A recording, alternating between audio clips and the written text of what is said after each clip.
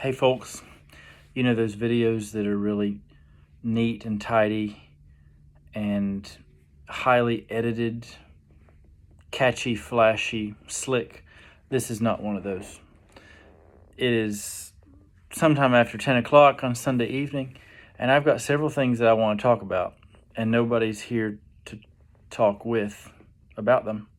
So I'm going to talk to you and fill you in on a few things. First,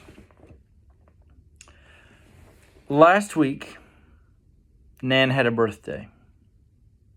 My grandmother, born in 1927, has just celebrated her 98th birthday. I didn't get to be with her, but I did call twice on the big day. I always struggle with her birthday. Is it March 9th, March 19th, May 9th, May 19th? It's one of the M months and it has a 9 in it. And so I called or texted my parents on the 9th or before the 9th, and I said, is it the 9th? And they said no. And then the day before the 19th, I was on the phone with Mom, and she said, you know what tomorrow is? It's March 19th. I said, yes, I got it this time. I got it. So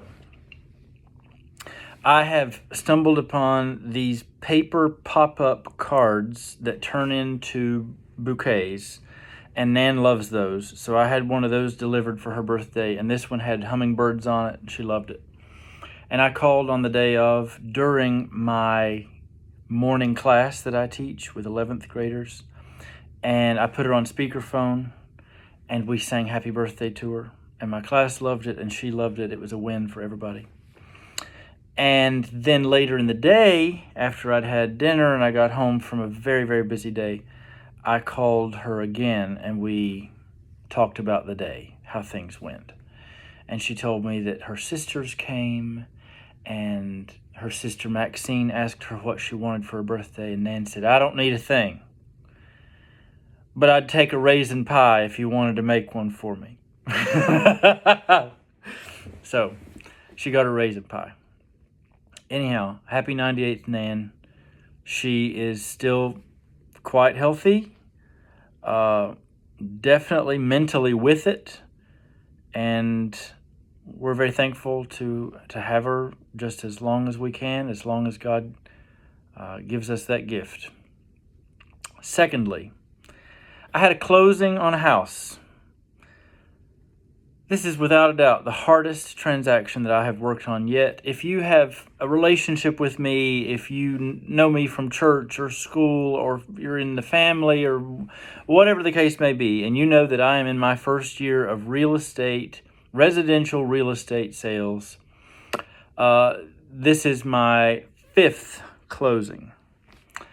And good night. We went under contract for this thing the last week of December. And the woman I was working with, the buyer client I was working with, requested, and the seller agreed to this in the contract, requested that we have a late closing. So the original closing was set for early mid-February, because the buyer knew that she was going to have several things that she needed to work through before that closing could take place. And so without disclosing too many details, a refinance had to take place on some current property that the buyer had, and that refinance, somebody down in the 6th ring of hell decided that they were going to be the ones to work on that refinance, and it went on and on and on. And I'm thankful that the seller was as patient as she was. At some point, we learned that she was in Thailand. So this seller allowed us some extra time, and it was pretty near a month late, beyond the original closing date. But this past Wednesday, we showed up, we sat there with the attorney, and even in the 11th hour, the attorney said, there's actually one more hiccup. And we had to make an amendment to an amendment in the last moment on that contract. So what's the point of me telling you this? One, I hope you celebrate with me that I've had another closing. I've helped another client with this transaction. I was told in the very beginning that this is not about sales. It is about relationships. And I can tell you that this woman I've been working with and her family, I've spent quite a bit of time with her dad. They become regular faces, people in my life. Easy to communicate with and laugh with. These are Christian people. And I appreciate the opportunity to have worked with them. And I hope that you celebrate that we have closed this thing. But also it is to remind you that when you hire a real estate agent, you are potentially hiring somebody to walk with you through some very, very difficult days. And I am sometimes the first face, the first voice that someone else will speak with before speaking to that client. I shared this earlier on a Facebook post. We had a very difficult problem getting some HVAC work on this house. The buyer had ordered, and it just wasn't working. And I had to have a phone call, and I had the client and her father sitting here with me. We had waited for hours in a home that none of us owned. There was no food in the house.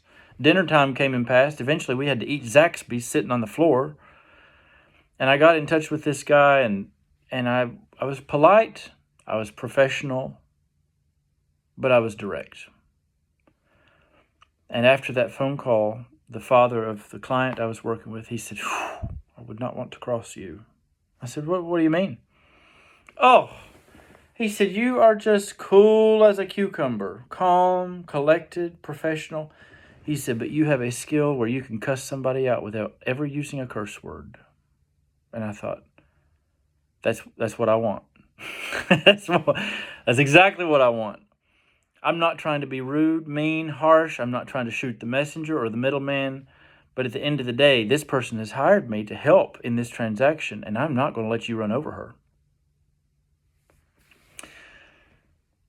Moral of the story: if you need a real estate agent who is kind, compassionate, empathetic, funny, I'll bring Zaxby's and sit with you on the floor and eat, I'm your man.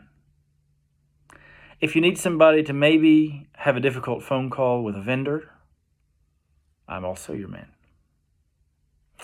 And then thirdly, this week, Tuesday, the 25th, is the 100th birthday of my very favorite author.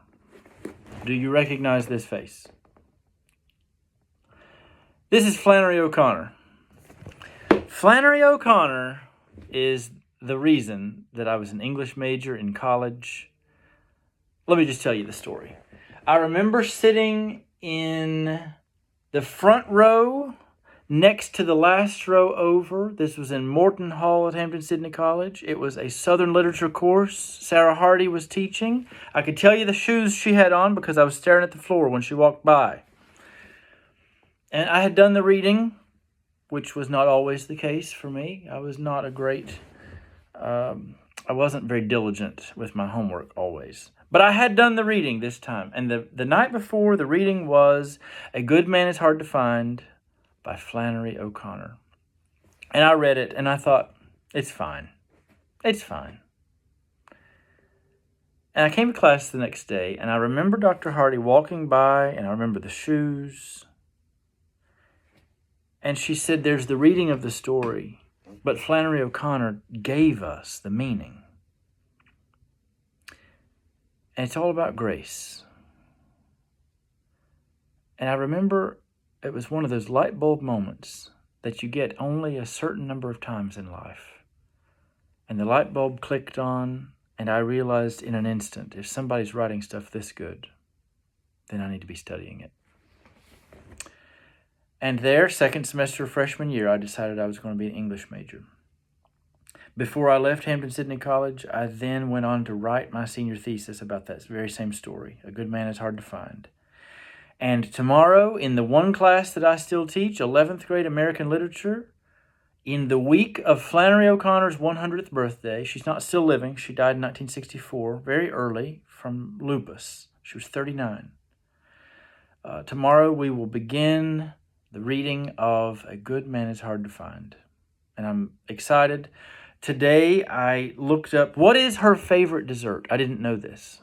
I don't know what kind of fan I am that I didn't already know this, but I didn't know it.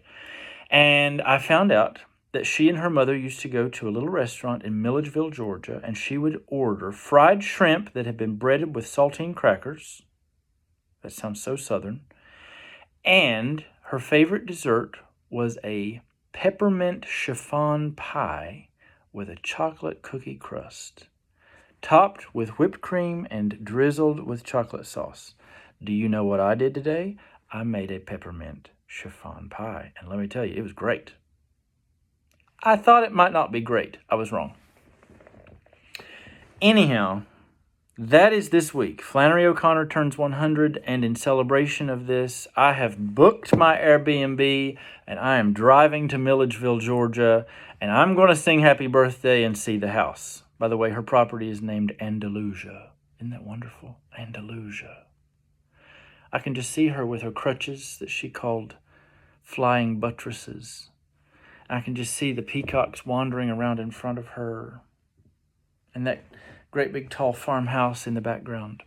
So this is some of the big news in my life lately. Pie, birthdays. See, I'm getting my pie. Nan got her raisin pie. It's all about pie. We're pie people. Okay? I may do more of these. I believe people like authenticity and me being real. There are no edits on this video.